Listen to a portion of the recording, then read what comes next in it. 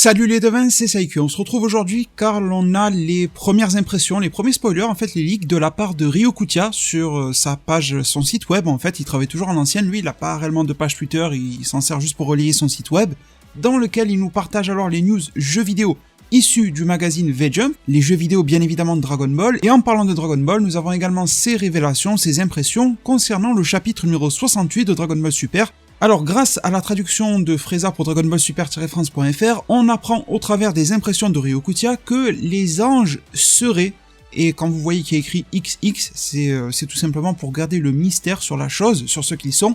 Donc il y a une particularité des anges qui va nous être révélée dans le chapitre 68. Ryokutia se demande si une telle chose avait déjà été établie et donc révélée dans l'œuvre.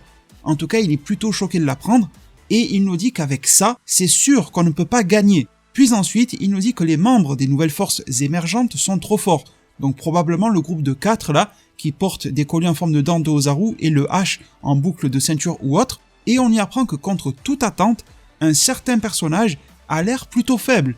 De plus, il serait vraiment impossible à ce stade d'arriver à dire qui sera l'ennemi principal et central de ce nouvel arc. Ryokutia pressent alors qu'une nouvelle capacité va arriver dans l'œuvre Dragon Ball Super, et ça serait bien également si un certain personnage, qui nous est pas révélé, devenait encore meilleur à la confection de takoyaki, phrase que Ryokutia prend bien sûr sur le ton de l'humour. Donc grosse révélation qui devrait arriver sur les anges, celle-ci va probablement avoir lieu lors de l'entraînement entre Goku Ultra Instinct et Whis. Elle pourrait, je pense, concerner la probable immortalité des anges. Alors dans l'œuvre DBS, on nous a déjà dit que les anges mourraient s'ils étaient effacés par le Daishinkan, et on y a également appris que lors du tournoi du pouvoir, la destruction des univers par Zeno n'affectait pas les anges. Après, au-delà de ça, quelle est la possibilité pour eux de mourir ou non? Peuvent-ils être tués si un mortel atteint un niveau de ouf qui leur balance une attaque de ki, qui les désintègre? Est-ce que cela est possible? Est-ce qu'on peut invoquer Super Shenron pour détruire un ange? Voilà, tout ça va peut-être nous être révélé, en tout cas, c'est la direction que je pense que le chapitre va prendre, ça reste mystérieux, et dites-moi en zone commentaire laquelle vous apercevez. Pourquoi est-ce que je pense à l'immortalité? Tout simplement parce que Ryokutia se questionne en disant une telle chose avait déjà été établie, et oui, on a déjà tourné autour du sujet de la mortalité et mortalité des anges, mais ça a été fait de manière assez implicite, on a plutôt effleuré le sujet, on a appris aussi dans la timeline future que lorsque le Akaishin meurt ou est à la retraite, l'ange cesse ses fonctions, mais il ne meurt pas, donc il retourne au monde des anges. Donc on a vu qu'il y a beaucoup de conditions dans lesquelles l'ange peut arrêter, peut disparaître, mais on ne sait pas réellement ce qu'il en est des conditions par exemple de combat. Si un ange tombe sur plus fort que lui et qu'il perd dans un combat à mort, qu'advient-il de lui? S'en sortira-t-il quand même ou non? Du coup, ça peut nous mettre aussi la puce à l'oreille sur le niveau que possède Son Goku désormais. On a vu que lors du début de l'entraînement face à Whis, Whis utilise une pause de combat, chose que Whis ne faisait pas auparavant, ou en tout cas il a déjà fait mais très peu, c'était plus pour les impressionner à Goku et Vegeta, et pour que nous, lecteurs, au début de l'œuvre, on comprenne le niveau de Whis. Mais depuis qu'on a compris que Whis est infiniment plus fort que tout le monde, y compris dans le film Dragon Ball Super Broly, Whis n'utilise plus de pause de combat face à ses adversaires ou à ses partenaires d'entraînement, mais là, contre le nouveau Goku Ultra Instinct, il en prend une. C'était, à mon sens, un signe comme quoi Whis apporte plus de respect au nouveau combattant qui est devenu Son Goku. Mais entre vouer un certain respect à Son Goku et à son évolution, et avoir un Goku Ultra Instinct qui serait capable, pourquoi pas, d'effleurer ou de toucher Whis, même si ça ne lui ferait rien, mais de le toucher au combat, il y a quand même une grosse différence. Est-ce que nous en sommes là? Qu'en pensez-vous? Dites-moi dans un commentaire, est-ce que Whis va surclasser Goku, ou est-ce que ce nouveau Goku Ultra Instinct va pouvoir réellement, clairement, réaliser quelques échanges réels, concrets de coups avec Whis, chose qui jusqu'à présent n'est jamais arrivée dans l'œuvre Dragon Ball Super. Pourquoi est-ce que je dis ça? Car si on en arrive là, eh bien Goku pourrait pas forcément se la péter, mais en tout cas être un petit peu fier de ses avancements, et de se dire oui, un ange peut être atteint, un ange peut être touché.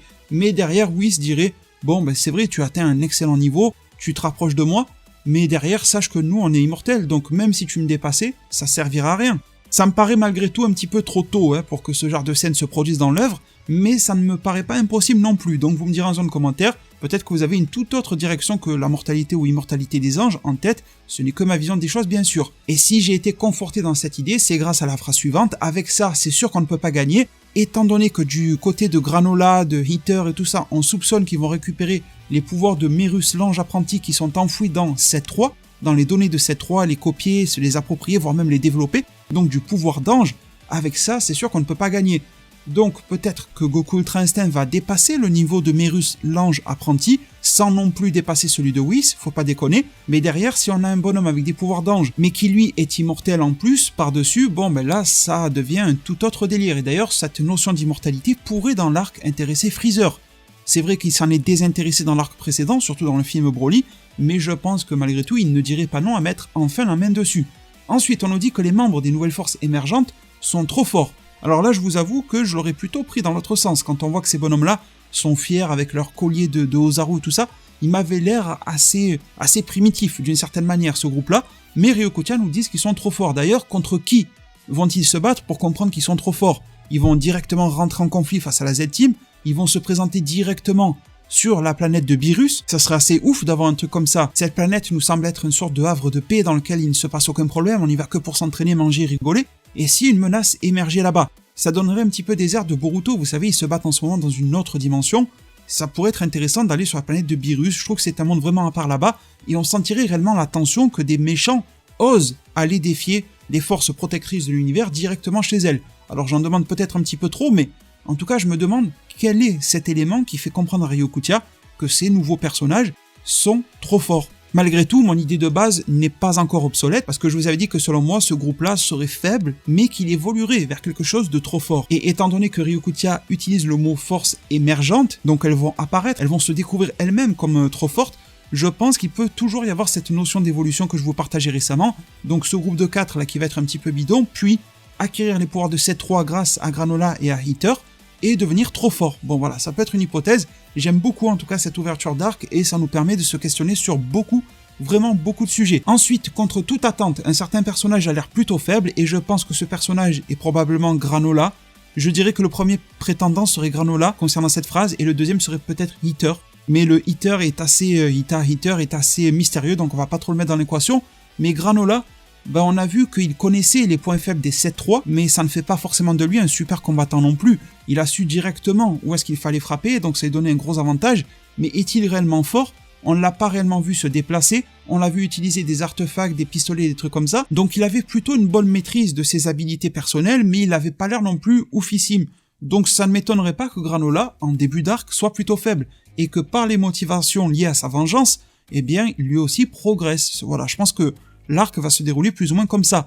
On nous dit qu'il est plutôt impossible à ce stade de déterminer qui sera l'ennemi central de ce nouvel arc Granola, et je suis assez d'accord, même si j'ai pas lu le chapitre, je pense vraiment que ça va prendre cette tournure-là. On voit qu'il y a Granola, il y a les 4 du groupe de Heater, on ne sait pas encore qui est Heater, il y a Freezer qui va se rajouter à l'équation très sûrement, et au final, peut-on réellement dire que Granola qui cherche à se venger du génocide de son peuple est le méchant de l'arc? En fait, non. Si on transposait l'histoire de Granola dans n'importe quel film ou n'importe quelle autre série, un mec qui veut se venger par rapport à ce qu'on a fait à ses parents à son passé, ça serait même lui le gentil en fait dans l'histoire. Donc est-ce que dans cette histoire-là de Granola, on ne va pas voir les Saiyans, Son Goku et les autres, peut-être même comme les méchants en fait. Ça serait plutôt intéressant comme tournure et comme écriture de scénario. Donc ensuite Ryokutia termine en nous disant qu'il sent venir une nouvelle capacité. On va pas trop le commenter ce truc là parce que chaque arc de Dragon Ball apporte de nouvelles capacités, c'est bien normal. Et ensuite ça serait bien s'il devenait encore meilleur à la confection de takoyaki en riant. Je vois pas trop vers où nous mène cette phrase, mais je me rappellerai que lors de l'arc Battle of Gods, Vegeta préparait des takoyaki. Ce sont des petites boules farcies donc au poulpe, c'est un plat assez traditionnel japonais. Et c'est vrai qu'on avait Vegeta qui faisait ça. Donc est-ce que Vegeta va refaire à nouveau des takoyaki pour je ne sais qui, dans quel contexte, on ne sait pas. Mais bon voilà, ça me semble être assez anecdotique sur ce plan-là. Concernant les news jeux vidéo, on va clôturer avec ça pour la vidéo. Et c'est bien sûr en l'état des choses parce que d'autres leaks, d'autres news jeux vidéo vont nous parvenir. Je vais les retweeter sur ma page Twitter, @saikyo20 si vous êtes intéressé. Mais en tout cas, pour le moment, on sait que pour le jeu Dragon Ball Xenoverse 2, il va y avoir encore du contenu avec Toppo qui sera ajouté au jeu et Toppo en mode Akaishin. On y apprend également que la 12e mise à jour du jeu arrivera. Concernant Dokkan Battle, il y aura la célébration du 6e anniversaire, l'ouverture d'un gacha de 66 tickets, le bonus de connexion sera l'UR de Son Goku Ultra Instinct, un nouvel objet de support mémoire sera également ajouté, qui sera l'augmentation des stats via certaines conditions, restauration des HP, des points de santé et bien d'autres choses. Concernant Dragon Ball Legends, il y aura C21 en Sparking et il est précisé qu'il semble qu'elle soit une nouvelle unité. Lorsqu'elle frappe l'adversaire, cette C21 Sparking, elle lui envoie un flash et lorsqu'on utilise une super attaque, donc une carte bleue, on obtient une carte unique juste après, c'est-à-dire une carte verte. L'utiliser en combat est donc très avantageux. Aussi, la précédente C21 qui était dans le jeu, qui pouvait être obtenue lors d'un événement, aura son éveil Zenkai. Et cet événement fera également d'ailleurs son retour, donc ça va être très axé sur C21 dans Dragon Ball Legends. Mes chers devins, nous en arrivons alors au terme de cette vidéo, j'espère qu'elle vous aura plu, qu'elle aura été largement informative. Si c'est le cas, n'hésitez pas à bombarder un maximum de pouces bleus, je vous remercie infiniment pour tout votre soutien. Pensez aussi à vous abonner, à activer la cloche des notifications, parce qu'il va vraiment y avoir beaucoup de contenu qui va arriver sur DBS et Boruto là dans les prochaines heures et les prochains jours. Merci infiniment pour tout, prenez tous extrêmement bien soin de votre futur, et à plus pour de prochains arts divinatoires.